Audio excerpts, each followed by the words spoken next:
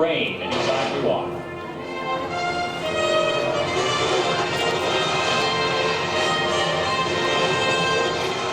Folks, look to your right. This is an exact replica of the clock tower we built for the final scene. Up there on the clock tower, we've got John about ready to play the part of Doc Emmett Brown. Now, he's only 10 feet above the floor, but we see him through the eyes of the camera. Easy, John. It looked like he's on a ledge high above Courthouse Square. Now, John, when I say action, you have one job. You just try to get that cord plugged into the socket so we can harness some electricity through the lightning and send Marty back to the future. Otherwise, he's stuck forever in 1955. Ready? Action. By the way, Doc, we tell you this is a storm scene. Cue the wind. Okay, Doc, John, just try to plug it in there. You're doing fine. I know it's not easy. Oh, Doc, I hope you like some rain because there it is. Yeah. Where this rain, thunder, and lightning aren't going to be too far behind. Now, Doc, do not worry about the storm. It'll pass. You just get the cord plugged into the socket. It's almost 4 minutes after 10. Come on, Doc. It's just water and electricity. Plug it in, Doc. Doc. Doc. What happened? John? Oh, no. Oh, my gosh. Lose more volunteers, that would. There we go. Hey.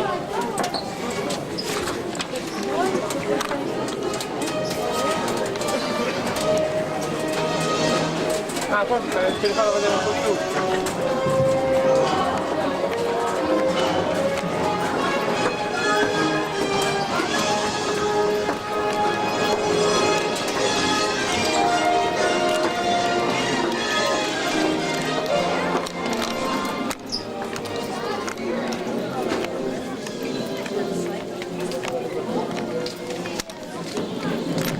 Watch your step. You're coming down the front row, folks. There are 2 steps down.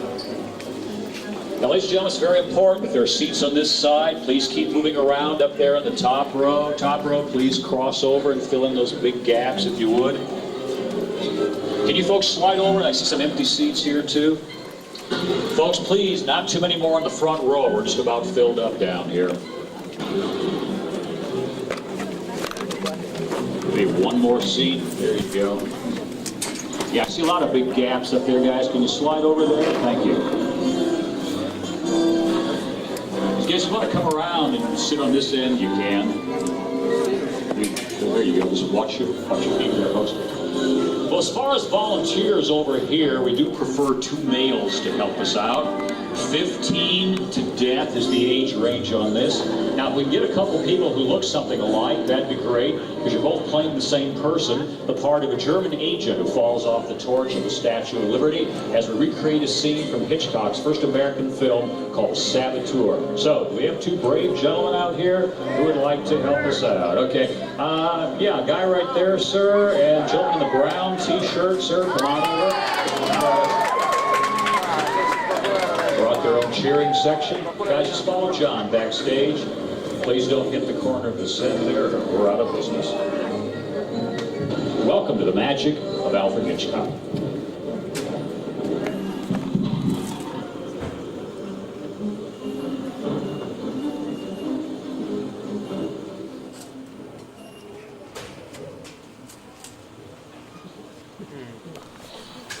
Oh, good evening, ladies and gentlemen. Mother, one of them being not quite, well, you know. Hi, I'm Anthony Burke.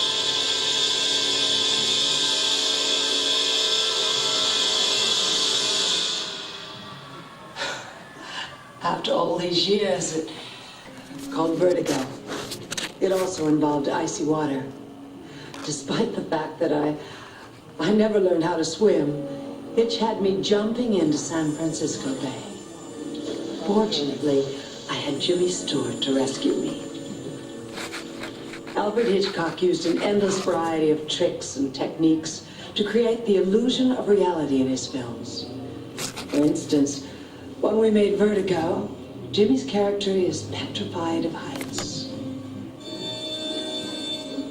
So Hitch dreamed up an amazing effect that combined camera movement and model photography that gives the audience the dizzy sensation of vertigo.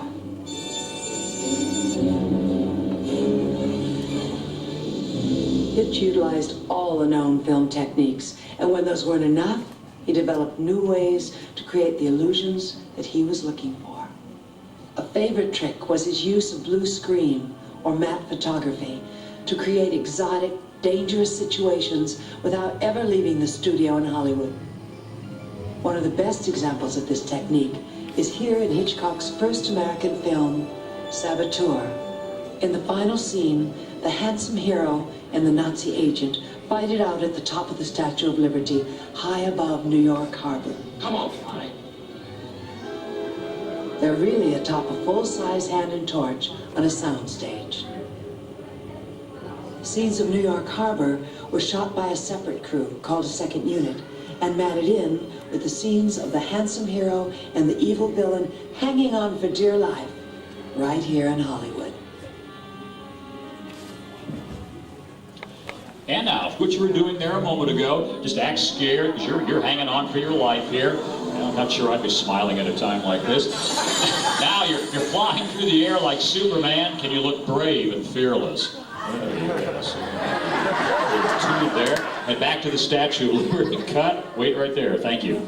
Hitchcock combined the process with an ingenious trick. He used a special traveling camera. Here down here on the hand, when it's your cue, just keep in mind you're looking up at the person who's trying to save your life, and you know you're hanging on by a thread. Chair volunteer, when it's your turn, as John said, lean back like you're doing, look up, and the second that camera starts to pull away, you wildly start waving your arms around, kick your legs just like you're falling. If you want to yell and scream, go for it, okay? Ready? And action.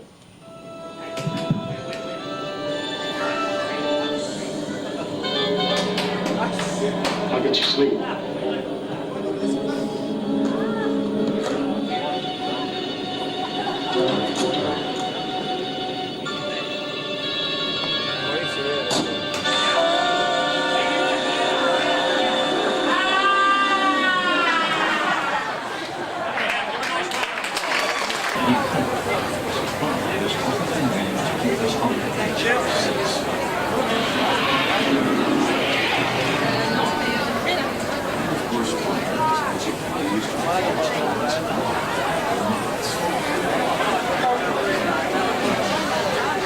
Adesso andiamo a vedere Backdraft.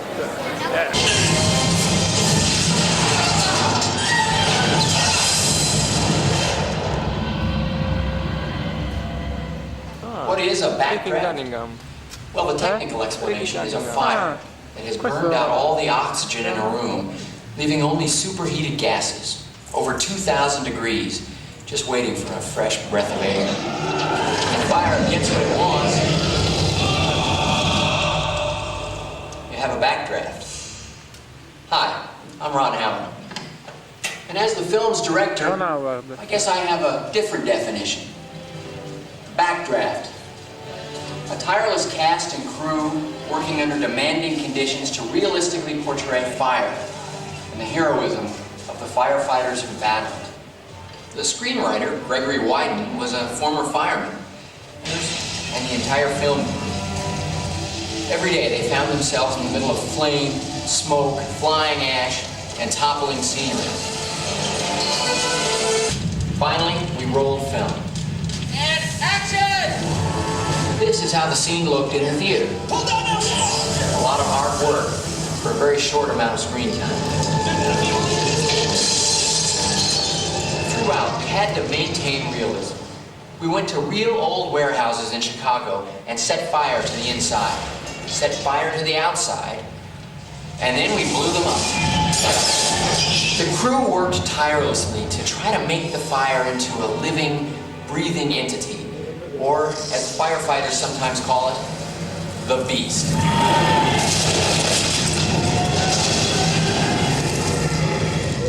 On the next stage, you'll see how a few of those spectacular effects were created. And you'll also get a sense of the... seduce you. For without warning, it might suddenly turn. Mission 17. C'è una puzza di gas in un caldo assurdo. So if there's anyone who would like to skip the last portion of the show, just make their way to the end of the catwalk. While I'm standing here, I'll give you another little wave and you can exit right out of this.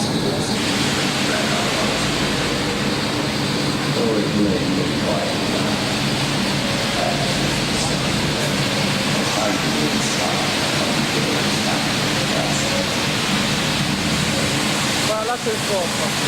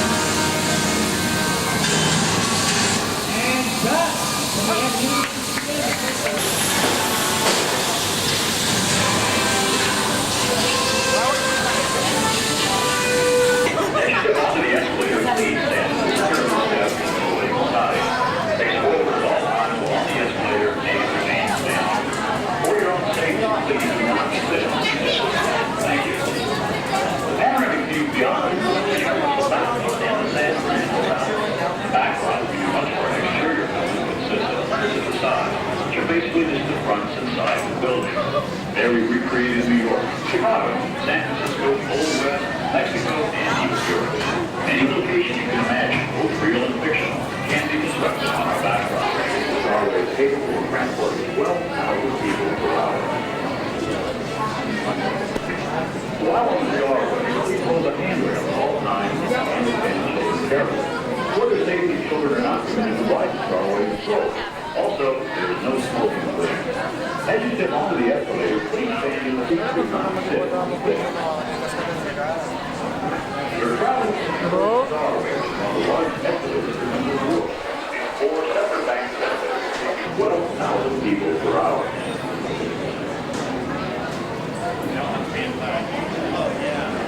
At backdraft, you'll heat and fury of a raging firestorm. The hot wind roars away.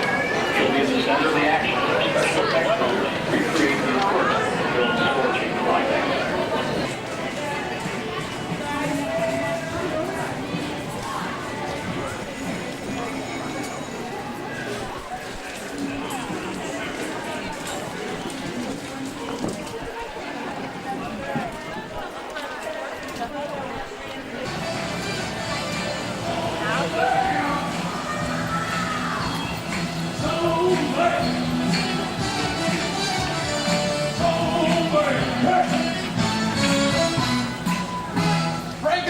Ladies and gentlemen, a nice round of applause for the big green king of rhythm and blues. All right, Lou, get your stuff together. Let's go. Come on, Lou. Find out what it means to be R-E-S-P-E-C-T. And take out T-C-C. Oh, what you want, baby, I got it. And what you need, you know I got it. Everybody clap. And all I'm asking is for a lot of respect when you come over, baby. Just a little bit. Just a little bit. Just a little bit. I'm about to get you all of my money and all I got need in return, honey, to give me my breakfast when I come home, when I come home, when I come home, just feel it, oh baby, just